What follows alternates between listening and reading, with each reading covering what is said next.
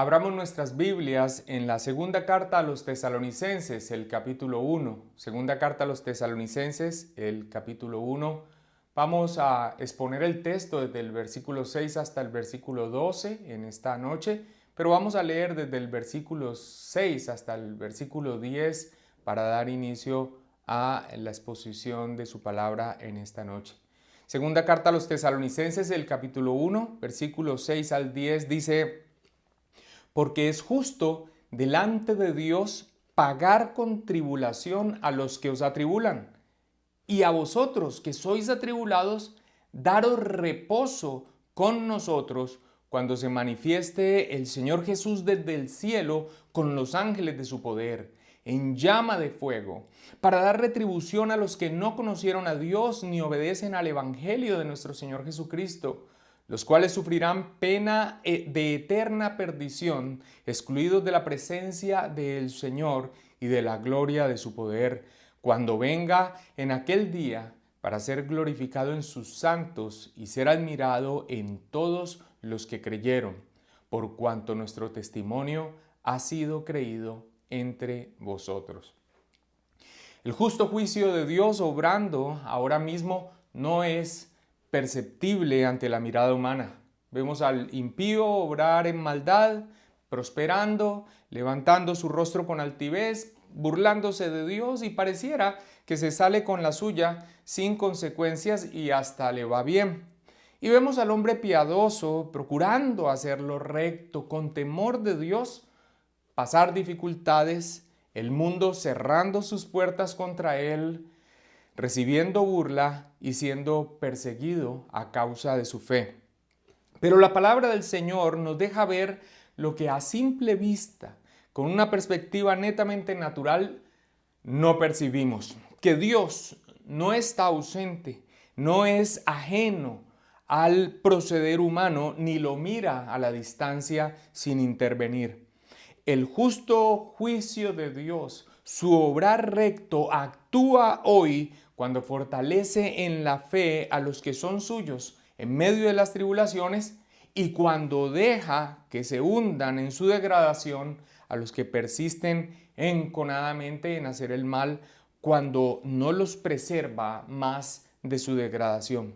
Ese fue el tema que desarrollamos en el sermón anterior.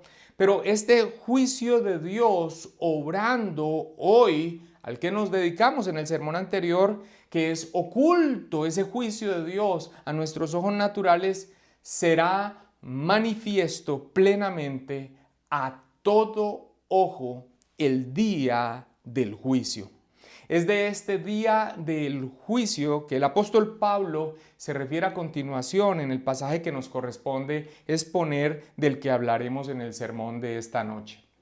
El día del juicio, el juicio venidero, el justo juicio de Dios, el juicio eterno.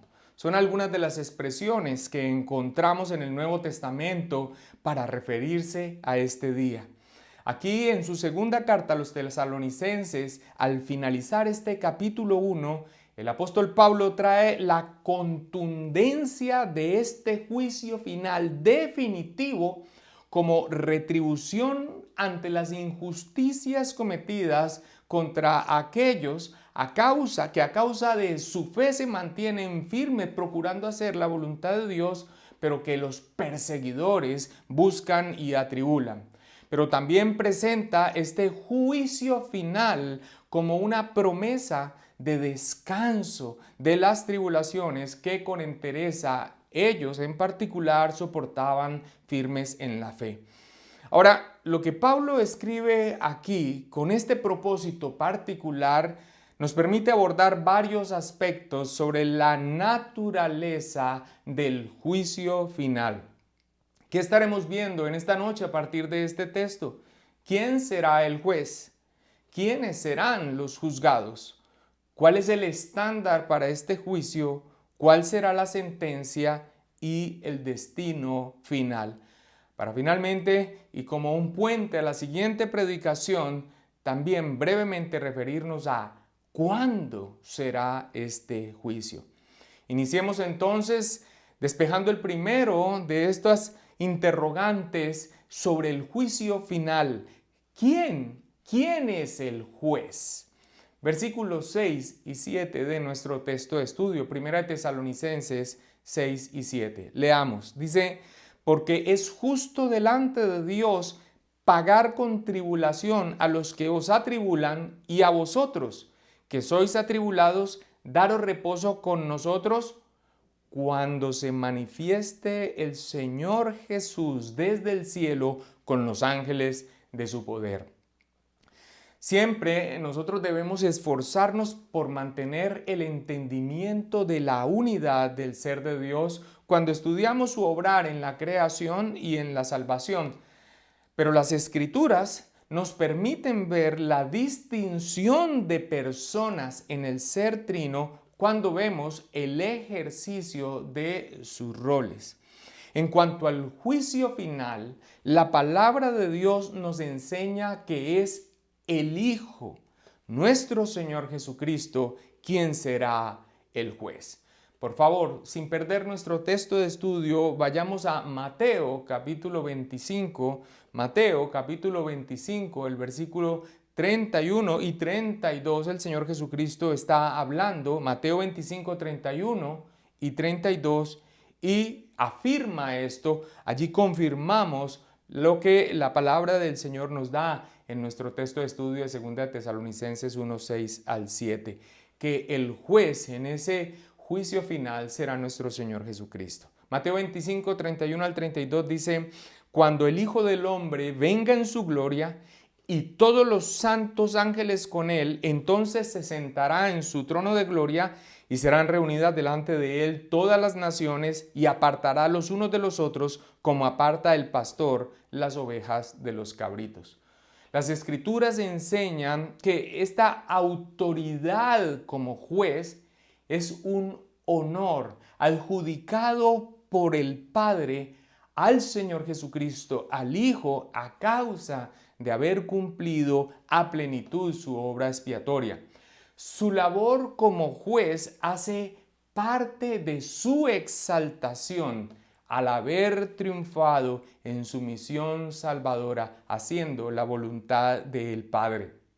El apóstol Pablo, predicando el Evangelio a los atenienses, les dice, y esto está registrado en Hechos capítulo 17, el versículo 31, Hechos capítulo 17, versículo 31, predicando a los atenienses, les dice, por cuanto ha establecido un día en el cual juzgará al mundo con justicia, y mira lo que dice, por aquel varón a quien designó, dando fe a todos con haberle levantado de los muertos. Una clara referencia a el Señor Jesucristo. De igual manera, el apóstol Pedro, predicando por primera vez el Evangelio a los gentiles en la casa de Cornelio, dice, unos capítulos antes, allí mismo en el libro de los Hechos, el capítulo 10, en Hechos 10, 42, dice, y nos mandó que predicásemos al pueblo y testificásemos que Él es el que Dios ha puesto por juez de vivos y muertos. Y en el contexto entendemos que acerca del que está hablando Pedro en su predicación es el Señor Jesucristo. Brevemente voy a volver a leer los dos textos. Por parte del apóstol Pablo a los atenienses, por cuanto ha establecido un día en el cual juzgará al mundo con justicia por aquel varón a quien designó, dando fe a todos con haberle levantado de los muertos. Y Pedro, en la casa de Cornelio, dice, y nos mandó que predicásemos al pueblo y testificásemos que Él es el que Dios ha puesto por juez de vivos y muertos. Nuestro Señor Jesucristo, como juez, derramará la plenitud de las bendiciones ganadas para los suyos en este juicio al justificarlos ahora públicamente, eliminar las últimas consecuencias a causa del pecado que aún tuvimos que soportar en nuestro peregrinaje.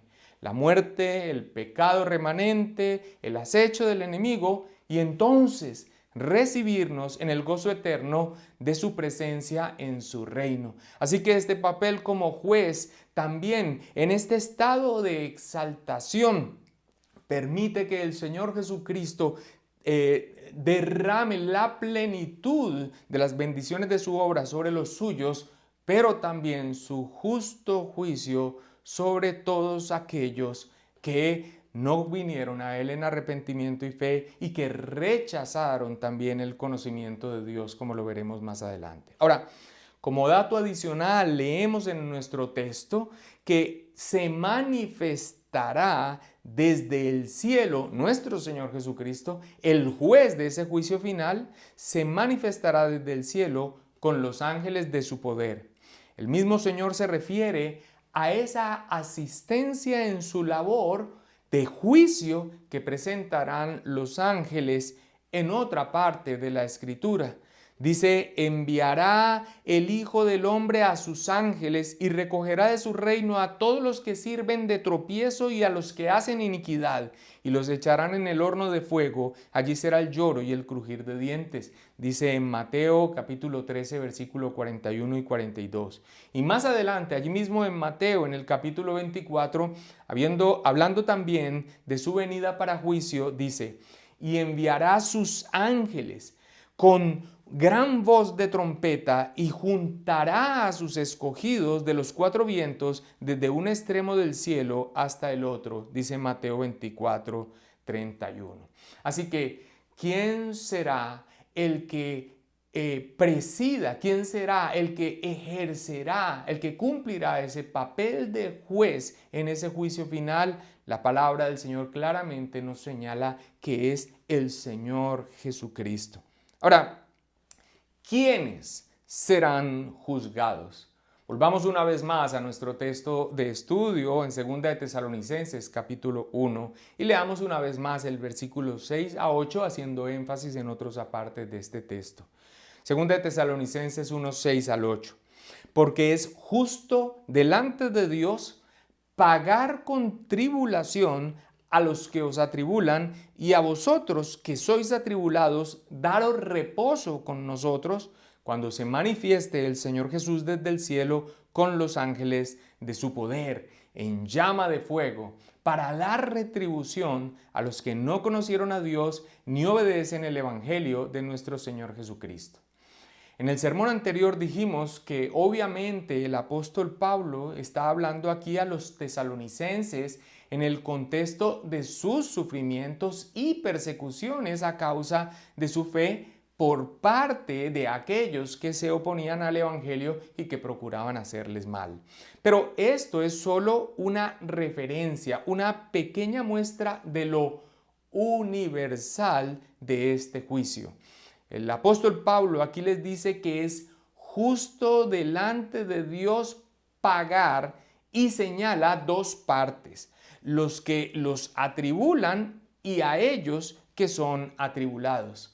Y en el versículo 8 vemos que se extiende aún más allá de esta situación en particular de los tesalonicenses, involucrando a todos aquellos que no conocieron a Dios ni obedecen el Evangelio de nuestro Señor Jesucristo. Así que, ¿quiénes son los que comparecerán en este juicio final? Todo hombre deberá comparecer en este tribunal.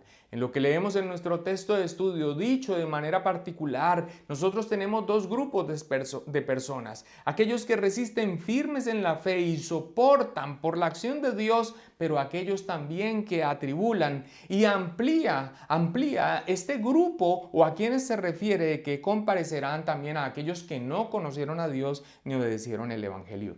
Todo hombre deberá comparecer ante este tribunal.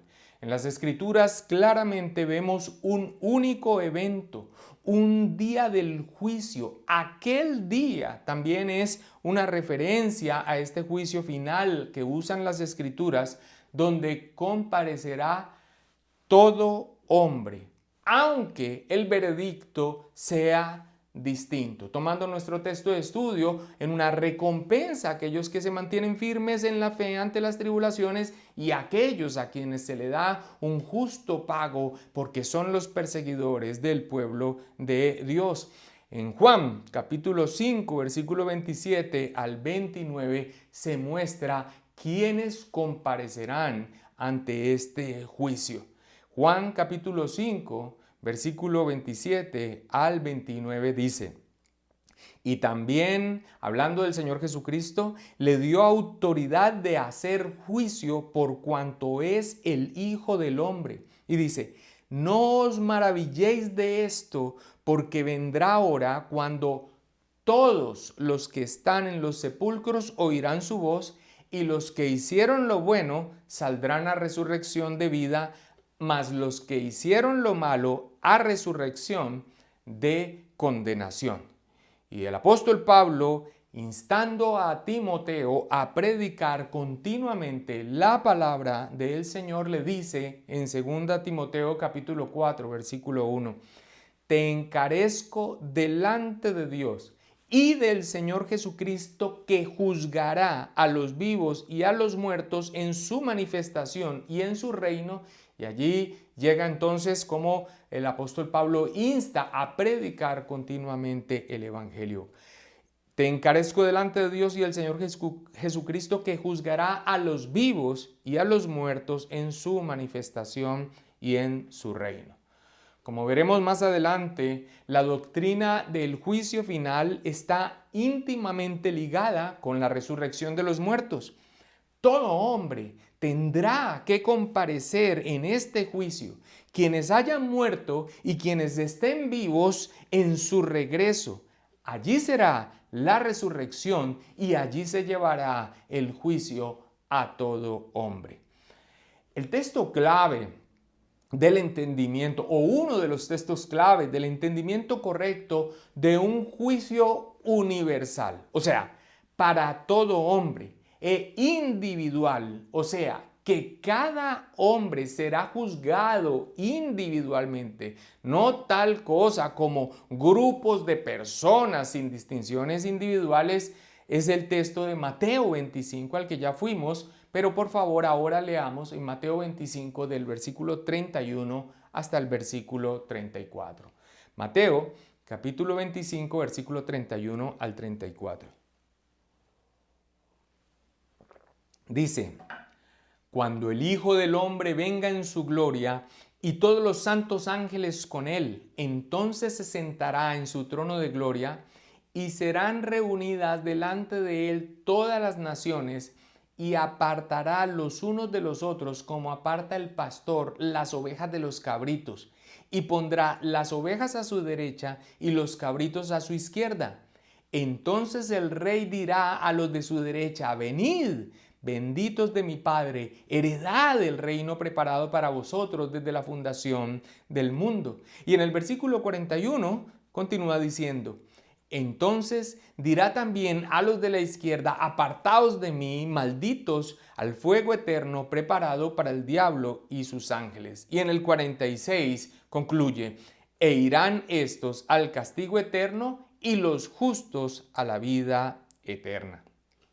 En este juicio, entonces, vemos nosotros que siendo el Señor Jesucristo el juez quien ejerce este juicio, dará su veredicto con respecto a todo hombre que haya pisado esta creación comparecerá delante de él. Será un juicio entonces universal en el sentido de que es todo hombre, pero también individual en el sentido de que todo hombre será juzgado individualmente.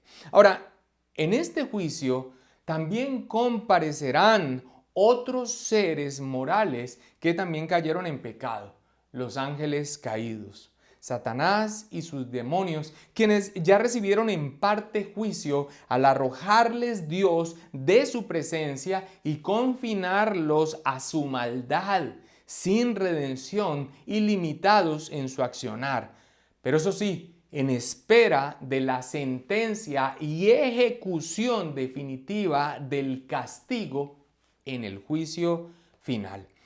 Segunda de Pedro capítulo 2, versículo 4, Segunda de Pedro capítulo 2, versículo 4 dice, porque si Dios no perdonó a los ángeles que perdonaron, sino que arrojándolos al infierno, los entregó a prisiones de oscuridad para ser reservados al juicio.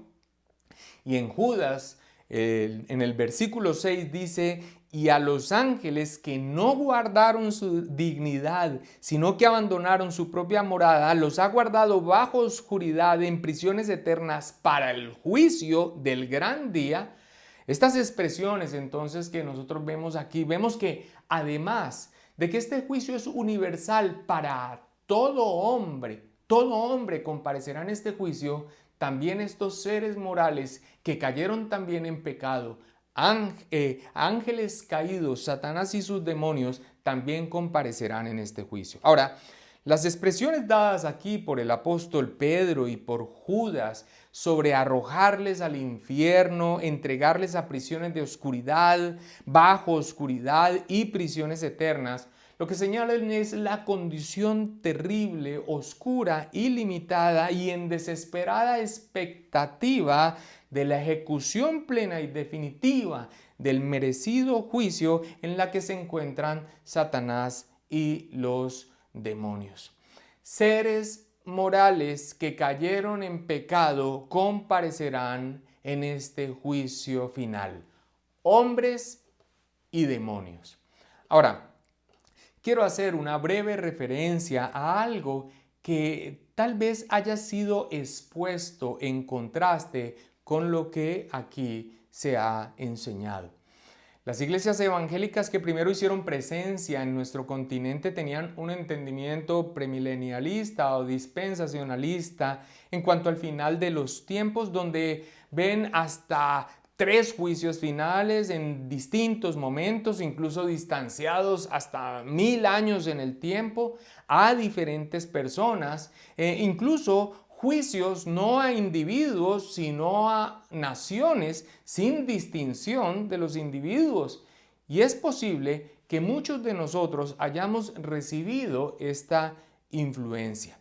No es el propósito de esta predicación señalar los errores de este entendimiento, pero sí es necesario enfatizar el carácter único de este evento. Un juicio final, como claramente lo vemos en las Escrituras, la universalidad de este juicio, todo hombre comparecerá ante él, justos e injustos, y la responsabilidad individual en su comparecencia en este juicio, aunque el resultado en el veredicto sea distinto. La referencia entonces a naciones es que no hay distinción. No se trata esto solamente de judíos, sino todos, judíos y gentiles, todas las naciones, todo hombre de toda lengua, raza y nación deberán comparecer ante este juicio. Todos estos aspectos que he señalado aquí, un juicio final, la universalidad de este juicio, la responsabilidad individual, aunque el veredicto sea distinto, lo vemos en las palabras del apóstol Pablo a los romanos en el capítulo 2, donde hablando de este juicio, sin importar si se es judío o gentil, señala esta universalidad. Pero también esa responsabilidad individual en donde no se haya distinción de personas en cuanto a la nacionalidad y mucho menos una enseñanza con respecto a un juicio que no sea individual por responsabilidades individuales. En Romanos capítulo 2, el versículo 5 al 11, vayamos allí por favor, Romanos capítulo 2, versículo 5 al 11, el apóstol Pablo dice: pero por tu dureza y por tu corazón no arrepentido, atesoras para ti mismo ira para el día de la ira y de la revelación del justo juicio de Dios. Escucha, el cual pagará a cada uno conforme a sus obras. Vida eterna a los que, perseverando en bien hacer, buscan gloria y honra e inmortalidad, pero ira y enojo a los que son contenciosos y no obedecen a la verdad, sino que obedecen a la injusticia. Tribulación y angustia sobre todo ser humano que hace lo malo, el judío primeramente y también el griego, pero gloria y honra y paz a todo el que hace lo bueno, al judío primeramente y también al griego, porque no hay acepción de personas para con Dios, para con Dios.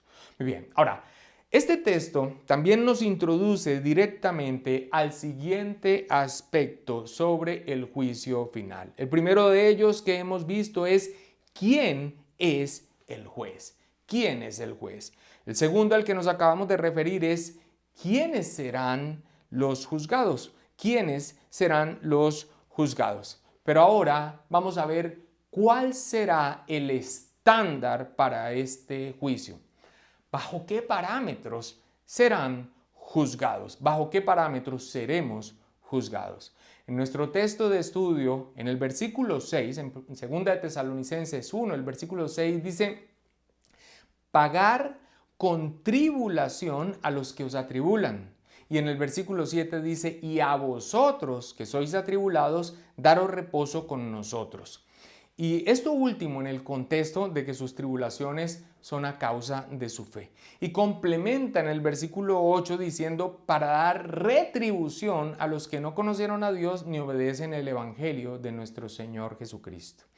Aquí el apóstol Pablo señala un juicio sobre la base de las obras, buenas o malas. Porque mira que les dice a los que os atribulan. Pero por el otro lado, le dice a ellos que son atribulados, daros reposo. Y esto en el contexto de que ellos están soportando firmes en la fe. Así que aquí el apóstol Pablo señala un juicio sobre la base de las obras, buenas o malas, que se evidencian en este caso particular por soportar con paciencia o por la persecución injusta que ellos hicieron. Dicho de una manera concisa, los hombres serán juzgados por sus obras. El texto que acabamos de leer en Romanos capítulo 2 versículo 6 dice directamente, el cual pagará a cada uno según sus obras.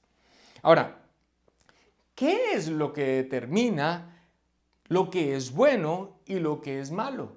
¿Qué es lo que determina lo que es una mala obra o una buena obra?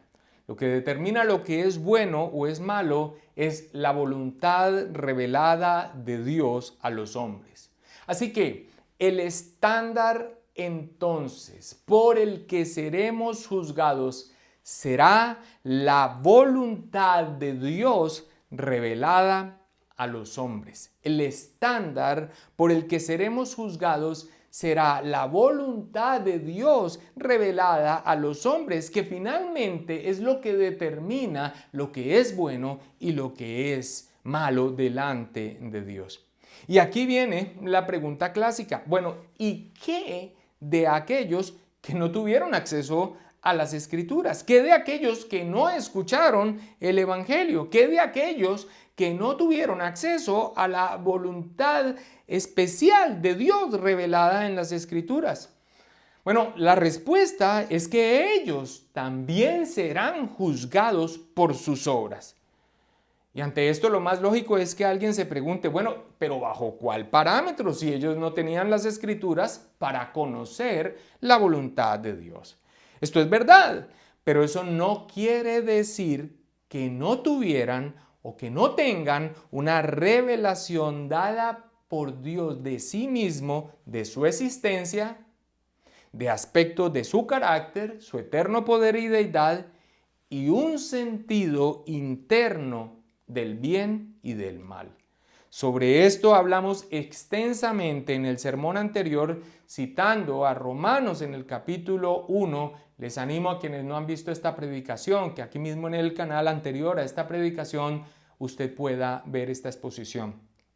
Pero creo que tan solo con leer lo que el apóstol Pablo dice más adelante en el capítulo 2 de Romanos, solamente con leer esto confirmaremos el parámetro por el que ellos, los que no tuvieron acceso a la voluntad escrita, revelada de Dios, la voluntad especial de Dios en su bendita palabra, el parámetro por el que serán juzgados. Lo que los teólogos denominan la ley de la naturaleza. Romanos capítulo 2, el versículo 14 al 16 dice: porque cuando los gentiles que no tienen ley hacen por naturaleza lo que es de la ley, estos, aunque no tengan ley, son ley para sí mismos, mostrando la obra de la ley escrita en sus corazones, dando testimonio su conciencia y acusándoles o defendiéndoles sus razonamientos en el día en que Dios juzgará por Jesucristo los secretos de los hombres conforme a mi evangelio. Esto está resumido en nuestro texto de estudio, en 2 Tesalonicenses, el capítulo 1, cuando leemos en el versículo 8, 2 Tesalonicenses 1, 8, cuando dice, para dar retribución a los que no conocieron a Dios, y mira que hace una distinción y dice, ni obedecen al evangelio de nuestro Señor Jesucristo. En nuestras traducciones pudiera pensarse que se está mencionando a un mismo grupo de personas, pero en el idioma original, en el griego, es una distinción. Los que no conocieron a Dios, por un lado, y otro grupo que son los que no obedecen al evangelio de nuestro Señor Jesucristo. Leon Morris explica así: aquellos que no conocen a Dios se refiere a alguien, pagano o no, que es culpable de negligencia, culpable de tal conocimiento de Dios como Dios lo ha dado a conocer y lo ha hecho posible. Es el rechazo de la luz ofrecida por Dios por naturaleza. Y aquellos que no obedecen el evangelio son aquellos que rechazan la revelación última de la actividad salvadora de Dios, el evangelio. Cierro la cita de Leon Morris. Todo hombre será juzgado por sus obras bajo el estándar de la voluntad de Dios revelada. Unos con mayor responsabilidad porque tuvieron acceso a la voluntad de Dios revelada de manera especial. La voluntad de Dios especial, la palabra de Dios, las escrituras, pero otros no tendrán excusa porque igual Dios también se ha revelado a sus vidas. Les es manifiesto no solamente su existencia, aspectos de su carácter, sino la ley escrita en sus corazones, un sentido interno del bien y del mal. Como lo mencioné, a esto dedicamos gran parte del sermón anterior, así que como el mismo apóstol Pablo dice, no tienen excusa.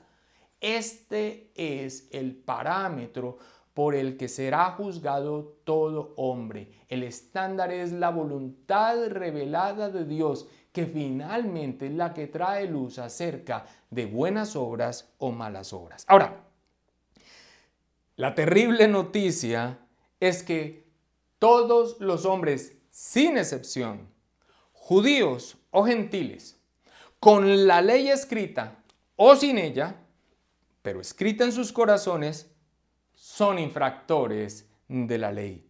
Son culpables ante el juicio de Dios. Allí mismo en Romanos capítulo 12, pero los versículos antes de los que acabamos de leer, Romanos capítulo 2, los versículos antes del versículo 12 y 13 dice, porque todos los que sin ley han pecado, sin ley también perecerán. Y todos los que bajo la ley han pecado, por la ley serán juzgados. Porque no son los oidores de la ley los justos ante Dios, sino los hacedores de la ley los que serán justificados. Y allí mismo, en el capítulo 3, por si alguien dice, bueno, pero son los hacedores de la ley, allí mismo en el capítulo 3 de Romanos, la conclusión que el apóstol Pablo, inspirado por el Espíritu Santo de Dios, nos da es terrible. En Romanos capítulo 3, versículo 9 al 11, dice que pues somos nosotros mejores que ellos, o sea, en el sentido de nosotros como judíos somos mejores que los gentiles. Y él dice, en ninguna manera, pues ya hemos acusado a judíos y a gentiles, que todos están bajo pecado. Como está escrito, no hay justo, ni aun uno, no hay quien entienda, no hay quien busque a Dios. Y en el versículo 20 dice, ya que por las obras de la ley ningún ser humano será justificado delante de él, porque por medio de la ley es el conocimiento del pecado. Iglesia, hermanos, la raza humana es culpable del juicio delante de Dios. La palabra del Señor nos enseña que nacemos culpables de pecado. Pero no solamente esto, sino que pecamos en nuestra vida contra un Dios que es santo, justo y recto. Y el parámetro de este juicio, el estándar, es su voluntad revelada ante la cual nadie tiene excusa. Hay una mayor responsabilidad a aquellos que han sido expuestos a la palabra de Dios y el Evangelio, pero aún aquellos que no lo fueron también serán juzgados por sus obras. No tienen excusa, no pueden negar el sentido interno del conocimiento del bien y del mal, de la existencia de Dios y de mucho del atributo, su eterno poder y deidad que Dios hace a través de la revelación general, la creación y lo que Dios ha hecho en sus corazones, ha sembrado en sus corazones desde la creación. Ahora, estas son terribles noticias. ¿Quiénes comparecerán ante este juicio? Todos. ¿Quién será el juez? Nuestro Señor Jesucristo. ¿Y cuál será el estándar? La voluntad revelada de Dios. ¿Y qué nos dice la palabra del Señor con respecto a nosotros? Que todos nosotros estamos bajo pecados. Todos nosotros estábamos entonces, éramos dignos del justo juicio de Dios. ¿Cómo escaparemos entonces de la ira venidera? ¿Cómo entonces estaremos nosotros dentro de esto que nos da esta esperanza que se habla de unos justos de Dios? Unos que aparentemente aquí señalara que hacen cosas buenas y que son juzgadas. Bueno, no será a través del esfuerzo por hacer cosas buenas. Porque el estándar es la voluntad revelada de Dios y su santa ley, pero no un poquito de ello, ni un poquito más, ni la gran mayoría, que no es así, sino el estándar es Dios mismo, su santidad, su justicia y su rectitud. Entonces, ¿cómo seremos libres de la ira venidera? Aquí, mis amados hermanos, es donde recordamos el Evangelio. La raza humana necesita un Salvador y Dios ha provisto en su Hijo, nuestro Señor Jesucristo, el único camino de salvación. Él, nacido bajo la ley, cumple perfectamente la voluntad de Dios en representación de todos los suyos, aquellos que confían, que vienen a Él en arrepentimiento y fe por la acción del Espíritu Santo. Sus justicias entonces, esta es la promesa del Evangelio, sus justicias nos son atribuidas. Cada vez que se hable de ti, creyente, si lo eres y has nacido de nuevo como justo, no es por tus propias justicias, es porque Dios te ve justo y te ha declarado justo por los méritos de otro, de nuestro Señor Jesucristo. Y que en cuanto a la pena, y que en cuanto al juicio que Dios en su carácter santo debe ejercer. Muy bien, Dios mismo ha provisto un sustituto para pagarlo. Aquel perfecto, su Hijo, nuestro Señor Jesucristo, quien vivió todos los rigores del infierno en la cruz del Calvario. ¿Cómo entonces huiremos de la ira venidera? ¿Cómo nosotros, ante el juicio final, ante el juez y bajo el estándar de la perfección de Dios y la voluntad revelada de Él, cómo nosotros seremos aprobados? Por Jesucristo y solo por Jesucristo. Así huiremos entonces de la ira venidera. Así entonces, en el juicio final, recibiremos la voz de nuestro Señor: buen siervo y fiel, en lo poco has sido fiel, en lo mucho te pondré, entra en el gozo de tu Señor. Ahora, ¿cuál será la sentencia y el destino final? El juez dividirá a la humanidad en dos partes, como un pastor separa las ovejas de los cabritos. Esto es lo que leemos en Mateo 25. Justos e injustos. Y ya sabemos justos en qué sentido. Entendido a la luz de la palabra de el Señor como aquellos que han sido justificados por Dios, cuando por la acción del Espíritu Santo ha venido a Jesucristo en arrepentimiento y fe. Se les ha atribuido las justicias de Cristo, sus pecados han sido pagados por Él. Justos e injustos. Y el destino eterno, su estado final, será uno, de miseria eterna o de bienaventuranza eterna. Segunda de Tesalonicenses, una vez más vayamos a nuestro texto, segunda a los Tesalonicenses, el capítulo 1, versículo 9 y 10. Dice, los cuales sufrirán pena de eterna perdición, excluidos de la presencia del Señor y de la gloria de su poder, cuando venga en aquel día para ser glorificado en sus santos y ser admirado en todos los que creyeron, por cuanto nuestro testimonio, dice el apóstol Pablo, ha sido creído entre vosotros. Pena de eterna perdición, excluidos de la presencia del Señor y de la gloria de su poder. Así describe el apóstol Pablo aquí en el contexto de Segunda de Tesalonicenses el estado final de los que sean encontrados culpables en ese juicio. Debemos entender que cuando dice excluidos de la presencia del Señor, no significa que ese lugar de castigo en donde estará exento de la presencia de Dios. No hay un lugar en la creación donde Dios no está presente. Él es omnipresente. Por lo general, cuando la Biblia habla de la presencia del Señor, lo hace en referencia a su presencia para bendecir. Y allí no estará para bendecir, sino para manifestar su justa ira eternamente.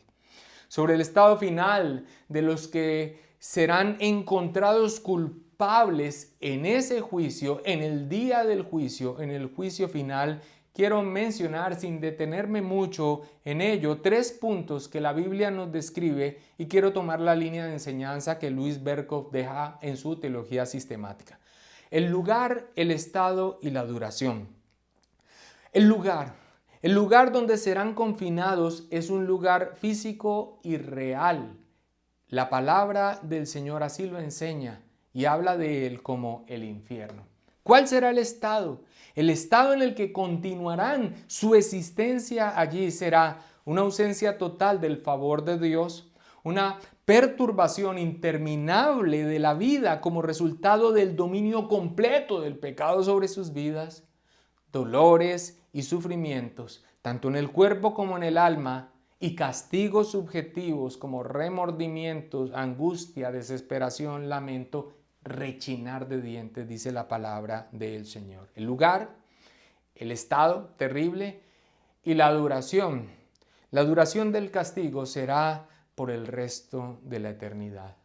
La doctrina del infierno es una doctrina que considerarla y meditar en ella no es algo fácil, pero creemos en ella porque la palabra del Señor la enseña. En contraste, el destino final de los que sean hallados justos será la gloria eterna. Y quiero mencionar también el lugar, el estado y la duración. El lugar es una nueva creación. La Biblia habla del cielo, pero habla del cielo en el sentido de que la presencia misma de Dios estará en medio de nosotros. La palabra de Dios describe esto como la nueva Jerusalén descendiendo del cielo y estableciendo su tabernáculo, su presencia en medio de su pueblo en esos nuevos cielos y en esa nueva tierra. Este será el lugar. El estado. ¿Cuál será el estado en el que pasarán aquellos que sean tomados por justos ante el juicio de Dios? El estado es un estado de gloria, vida en toda su plenitud, sin la presencia del pecado, la muerte, la enfermedad ni el enemigo. Estaremos en plena comunión con Dios, Cristo mismo reinará a su pueblo cara a cara. Verán a Dios en Jesucristo cara a cara, encontrarán plena satisfacción en Él, se regocijarán en Él y lo glorificarán, anota Louis Berkhof. ¿Y cuál será la duración de este estado de dicha? Será por la eternidad, vida eterna. Así lo anuncia la palabra del Señor. Gloria a nuestro santo Dios. Por último, he querido dejar el aspecto de cuándo será este juicio. La doctrina del juicio final está íntimamente ligada a la resurrección de los muertos. Y la resurrección de los muertos está íntimamente ligada al regreso, la segunda venida de nuestro Señor Jesucristo. ¿Y cuándo será esto? No ha querido Dios dar a conocer el cuándo, pero sí en su palabra nos ha impulsado a la expectativa continua de su venida, a estar preparados, listos y vigilantes, viviendo vidas que le glorifiquen y a la expectativa y en el deseo del regreso de nuestro Señor Jesucristo. En su primera carta a los tesalonicenses, el apóstol Pablo lo describió así. A estos mismos tesalonicenses les dijo que vendría como ladrón en la noche. O sea, nadie lo sabe, nadie lo sabe. Pero aquí, en su segunda carta, y es por eso que este último aspecto del cuándo será este juicio lo he dejado para el final, aquí en su segunda carta, al parecer, los tesalonicenses habían sido conturbados por algunos enseñando como si de esta enseñanza a la que me voy a referir viniera del apóstol Pablo y los apóstoles, que el regreso del Señor ya estaba sucediendo. Por lo que el apóstol Pablo introduce otro aspecto con respecto a la venida del Señor que debemos tener presente y que abordaremos cuando retomemos el estudio de esta carta en el capítulo 2. ¿Cuáles son estos aspectos? Que deben suceder algunos acontecimientos antes del regreso del Señor Jesucristo. Y esto quedamos en esa expectativa, en ese stand-by para referirnos a estos acontecimientos antes de la venida del Señor Jesucristo. En la venida del Señor Jesucristo será la resurrección para condenación eterna o para vida eterna. Allí será entonces el juicio. Esto en cuanto al cuándo. Dios no ha querido revelar el cuándo. Puede ser en cualquier momento, pero con esto que complementará nuestro entendimiento dado por la palabra del Señor acerca de ese día, el Señor ha dado algunos acontecimientos que deben suceder antes de su venida. Quisiera que leyéramos para terminar lo que el apóstol Pablo, ante la realidad de este juicio final, ora por los creyentes en Tesalónica que afrontan y afrontarían lo que nosotros mismos como creyentes experimentaremos en nuestro peregrinaje por este mundo, y que tomemos esta oración para nosotros mismos y que la hagamos por nosotros mismos. El versículo 11 y versículo 12 termina así y allí concluimos nuestro sermón. Dice, por lo cual, asimismo, oramos siempre por vosotros, para que nuestro Dios os tenga por dignos de su llamamiento y cumpla todo propósito de bondad y toda obra de fe con su poder, para que el nombre de nuestro Señor Jesucristo sea glorificado en vosotros y vosotros en Él, por la gracia de nuestro Dios y del Señor Jesucristo. Mis hermanos, que el Señor nos bendiga.